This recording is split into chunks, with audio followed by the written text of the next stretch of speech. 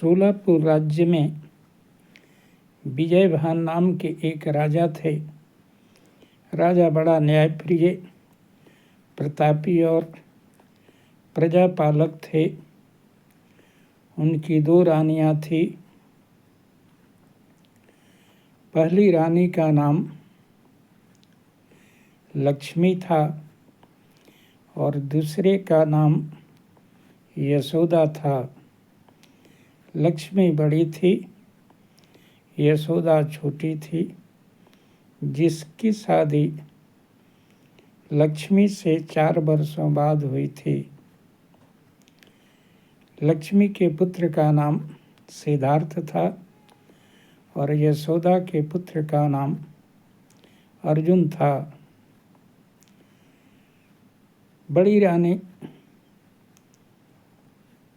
बहुत ही सती साध्वी विचारवान थी और उसका पुत्र भी आज्ञाकारी था। माता पिता के कहनों को मानता था। राजा भी बड़ी रानी के बातों को ज़्यादा महत्व देते थे और सिद्धार्थ चूँकि आज्ञाकारी था इसलिए उसे अधिक मानते थे। और भविष्य का राजा भी सिद्धार्थ ही था। यह देख करके छोटी रानी जलती थी और कुचक्र रचते रहती थी कि किस प्रकार से बड़ी रानी और उसके पुत्र को घर से निकलवाऊं और अपने पुत्र को राजा बनवाऊं। इसी क्रम में एक बहुरूपिये से मिल करके साजिश रची और एक बहुरूपिये को संत का वेश धारण करके राजा को उपदेश दिलाने लगी और राजा का विश्वास पात्र बना दी।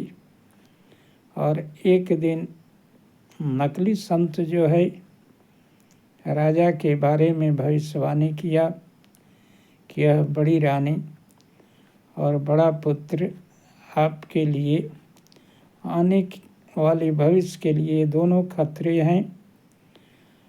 ये आपको मरवा सकते हैं और राज्य छीन सकते हैं, इसलिए इन्हें राज्य से निकलवा दें।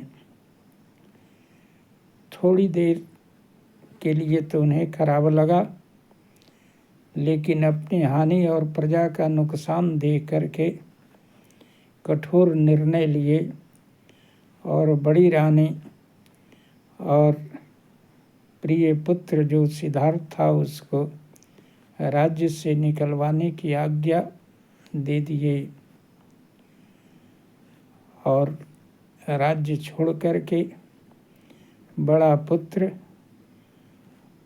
और उसकी माँ को पड़ोस के राज्य मालवा में जाकर के बर्तन बनाने का काम करके अपना जीविकोपार्जन करने लगी और पुत्र को पालने लगी। इस प्रकार से राजा होकर के भिखारी जैसा जीवन माँ और बेटे बिताते थे। फिर घास फूस की झोपड़ी बना करके वहीं संतुष्ट पूर्वक रहते थे। लेकिन सच्चाई सच्चाई होता है। यशोदा का छोटा पुत्र अर्जुन बड़ा अभिमानी था, राजा की कोई बात नहीं मानता था।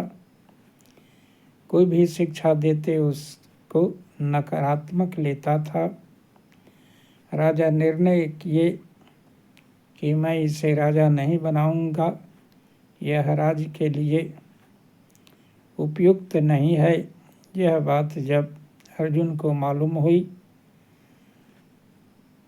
तो कुचक्र रच करके राजा के विश्वास पात्र जो सैनिक थे उनको जहर मिला करके खाना में दे देता है और मरवा डालता है और सेनापति से मिल करके राज्य को हड़प लेता है, राजा को धक्के मार के राज्य से निकलवा देता है और राज्य पर अधिकार कर लेता है। राजा फटे हाल में जंगल जंगल भटकते भटकते संजोग से एक वृक्ष के नीचे उदास बैठे हुए थे। उसी वृक्ष पर एक कौवा बैठा हुआ था।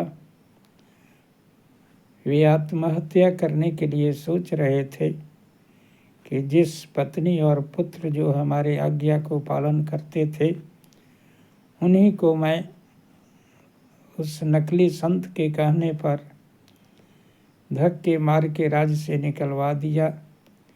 आज हमारे ही कर्म ने मुझे उसी का बदला लिया है और मुझे राज्य से वह नालायक पुत्र निकाल दिया है।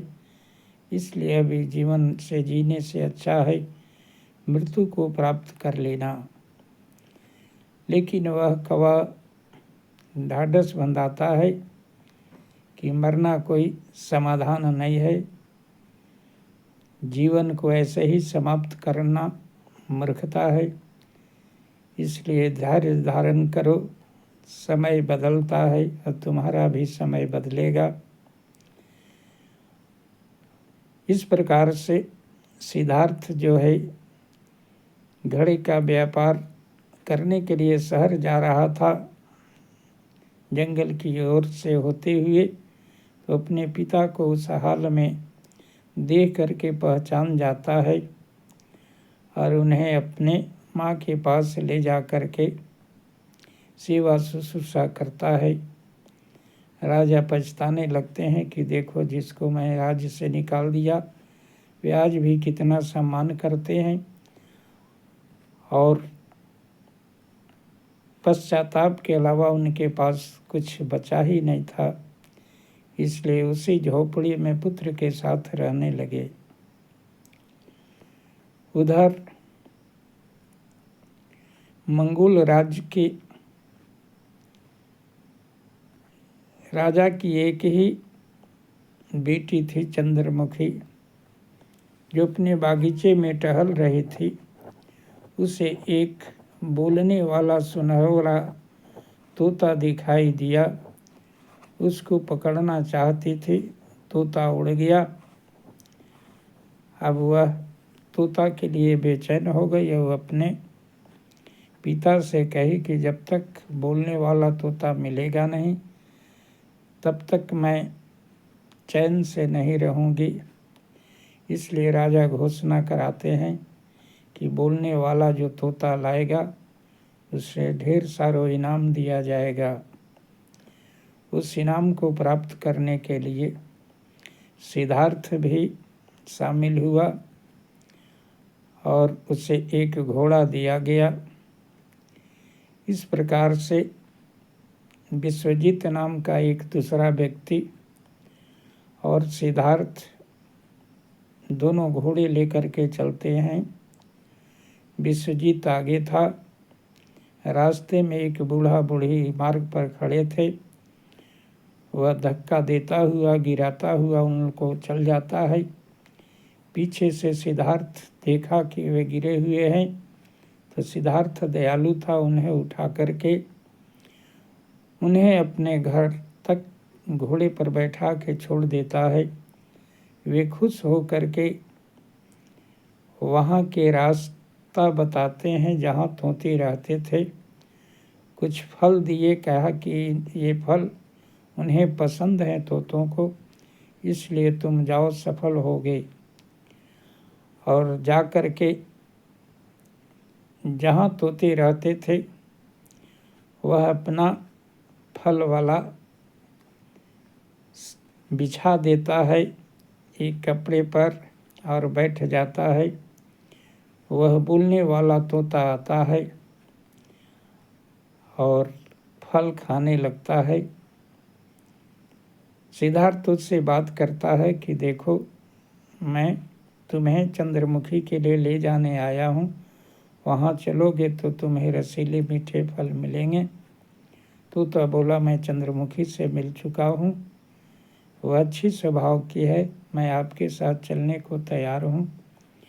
और तोता आकाश मार्ग से उड़ते हुए सिद्धार्थ के साथ आ जाता है और राजा जो है खुश होकर के उस लड़के का बहुत सारी पारितोषिक इनाम देते हैं, धन देते हैं और पूछते हैं कि तुम्हारा खानदान कौन है, कहाँ से आया है। वह पूरी सारी घटना बता देता है। जान गए कि यह तो भानु प्रताप भानु का राजा का पुत्र है, इसलिए